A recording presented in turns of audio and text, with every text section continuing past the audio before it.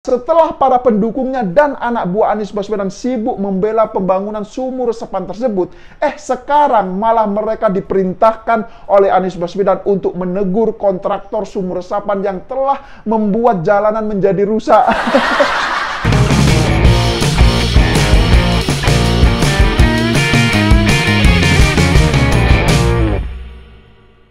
Ya, jumpa lagi dengan saya, Isu Mamat. Ada yang masih ingat tidak? Dulu Anies Baswedan pernah ngeprank Deddy Corbuzier di acara podcastnya.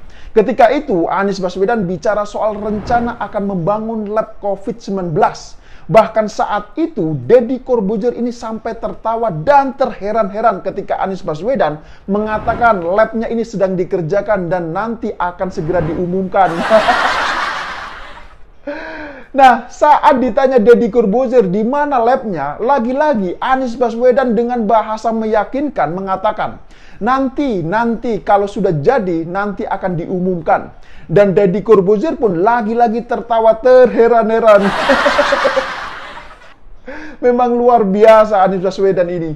Nah, lucunya sampai sekarang ini sudah setahun lebih, labnya masih juga belum diumumkan oleh Anies Baswedan.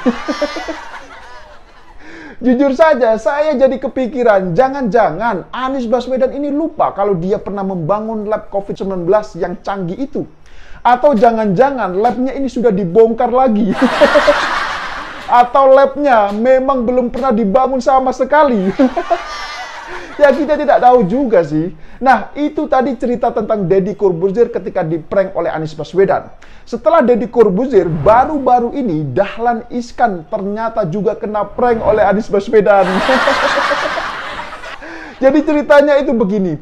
Anies Baswedan kan diundang Dahlan Iskan di acara podcastnya. Judulnya, Tanpa Drama, Anies Baswedan tuntaskan proyek stadion megah. Begitu judulnya. Nah, jadi dalam perbincangan tersebut, Anies Baswedan mengatakan, dalam waktu dekat nanti, atau tepatnya pada bulan Desember ini, klub-klub sepak bola seperti Juventus, kemudian Real Madrid, dan Barcelona akan bermain di Jakarta International Stadium. Nah, ternyata info terbarunya, semua rencana itu batal lantaran adanya gelombang COVID varian baru, yaitu varian Omicron. Dan Dahlan Iskan pun ternyata kena prank oleh Anies Baswedan. Jadi ceritanya itu begini, sebenarnya rencana kedatangan klub Real Madrid dan Barcelona ke Indonesia itu terkait dengan adanya event Indonesia Youth Championship di Bali. Event yang diharapkan dapat memulihkan ekonomi di sektor pariwisata tersebut rencananya akan digelar pada tanggal 4 Desember 2021 di Stadion Dipta Gianyar, Bali. Nah, kemudian pada tanggal 11 Desember nanti akan digelar di Jakarta, berbarengan dengan rencana soft launching Jakarta International Stadium atau JIS. Tapi sayangnya, semuanya itu gagal. Ya, asal tahu saja, untuk mendatangkan klub sekelas Real Madrid dan Barcelona, itu biasanya harus membayar. Dan biayanya sekitar 75 miliar rupiah. Tapi nggak tahu juga sih berapa biaya kalau yang didatangkan itu klub usia 20. Nah, perlu diketahui bahwa pembangunan Jakarta International Stadium atau JIS pada saat ini masih belum selesai. Progresnya ini masih 84%. Dan sekedar info saja, untuk membangun Jakarta International Stadium, pihak Pemprov DKI Jakarta menggunakan sumber dana pinjaman dari pemerintah pusat melalui Program Pemulihan Ekonomi Nasional atau PEN. Nah, tahu tidak berapa total pinjaman yang diajukan oleh pihak Anies Baswedan? Total pinjaman yang diajukan kepada pemerintah pusat adalah sebesar 12,5 triliun rupiah. Namun yang dicairkan adalah baru sebesar 3,2 triliun rupiah. Nah, sisanya nanti akan dicairkan secara bertahap hingga pada tahun 2022. Terus pertanyaannya, dana 3,2 triliun rupiah itu untuk apa saja? Ternyata dana itu digunakan untuk beberapa program. Salah satunya yaitu untuk membangun Jakarta International Stadium yang menggunakan alokasi dana sebesar 1,182 triliun rupiah. Nah, yang membuat saya gak habis pikir adalah ternyata alokasi dana tersebut ini jauh lebih besar jika dibandingkan dengan alokasi dana untuk penanganan masalah banjir.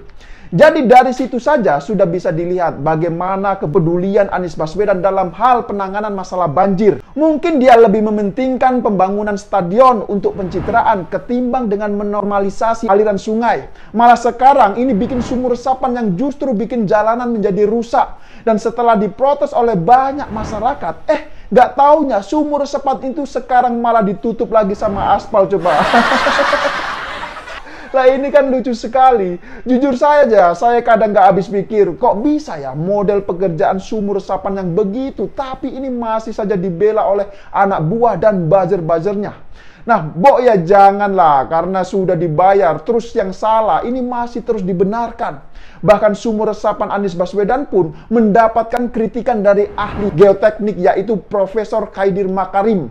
Nah, beliau mengkritisi bahwa sumur resapan di DKI Jakarta saat ini sama sekali tidak efektif.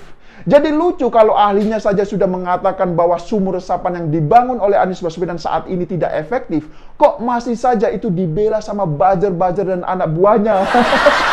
Nah, ini kan aneh sekali. Dan lucunya, setelah para pendukungnya dan anak buah Anies Baswedan sibuk membela pembangunan sumur resapan tersebut, sekarang malah mereka diperintahkan oleh Anies Baswedan untuk menegur kontraktor sumur resapan yang telah membuat jalanan menjadi rusak.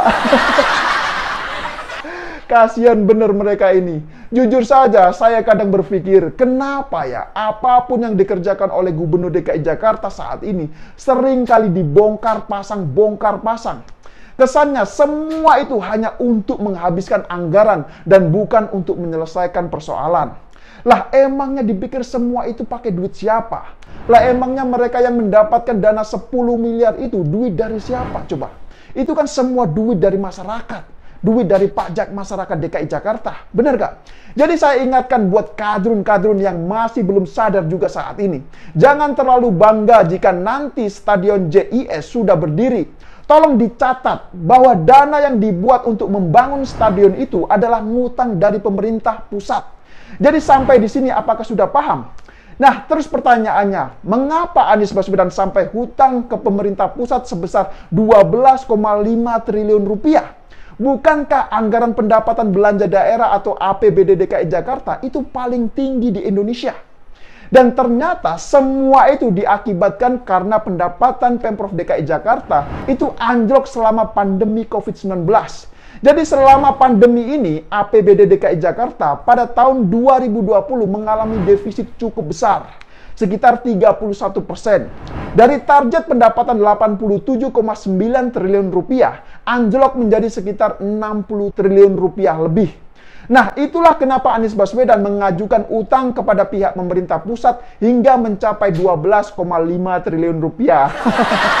Jadi gimana? Apakah sampai di sini sudah paham semua? Ya, silakan berikan komentar di bawah. Ya, saya kira demikian dulu opini singkat Okedum kali ini. Pesan saya buat Gubernur DKI Jakarta. Teruslah berkata-kata walau itu tidak berguna. Ya, saya pikir itu tidak lupa saya ingatkan, jaga terus NKRI. Terima kasih buat yang sudah like dan menonton video ini dari awal hingga akhir, dan sampai jumpa di episode Okidum selanjutnya. Nah, itu nanti. Jadi Pak Anies nanti sempat meresmikan? Insya Allah. Dan insya Allah Desember besok selesai, dan Desember besok mulai dipakai. Bahkan akan ada pertandingan mengundang dari Juventus, Real Madrid, dan Barcelona. Itu U20 mereka akan datang untuk semua ke sini. Ya, soft launchingnya pertengahan Desember besok. Oh, you see this guy? See this guy? Number one bullshit guy. Dan loh, kapan itu diundangnya? Pertengahan bulan depan. Sebulan lagi. Depan. Ya. Padahal nanti saya undang, beneran.